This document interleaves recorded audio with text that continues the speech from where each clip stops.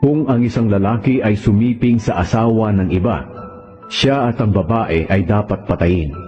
Kung ang isang lalaki ay sumiping sa asawa ng kanyang ama, nilalapastangan niya ang kanyang ama, kaya siya at ang babae ay dapat patayin. Sila ang responsable sa sinapit nilang kamatayan. Kung ang isang ama ay sumiping sa kanyang manugang na babae, siya at ang babae ay dapat patayin, dahil masama ang kanilang ginawa. Sila ang responsable sa sinapit nilang kamatayan. Kung ang isang lalaki ay sumiping sa kapwa lalaki, pareho silang dapat patayin, dahil pareho silang gumawa ng kasuklam-suklam na gawain. Sila ang responsable sa sinapit nilang kamatayan.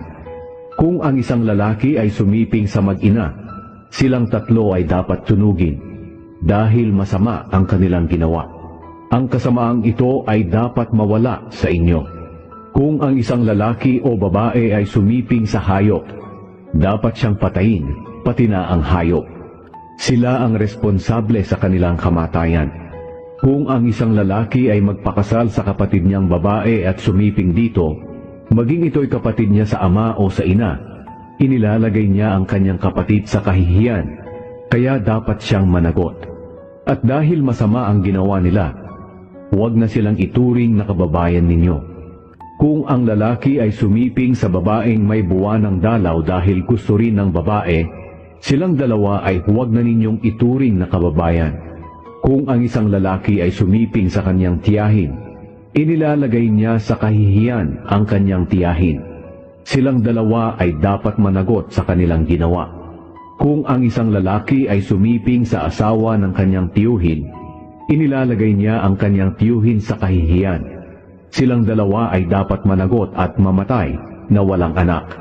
Kung ang isang lalaki ay sumiping sa asawa ng kanyang kapatid, inilalagay niya ang kanyang kapatid sa kahihiyan. At dahil masama ang ginawa nila, mamamatay silang dalawa na walang anak.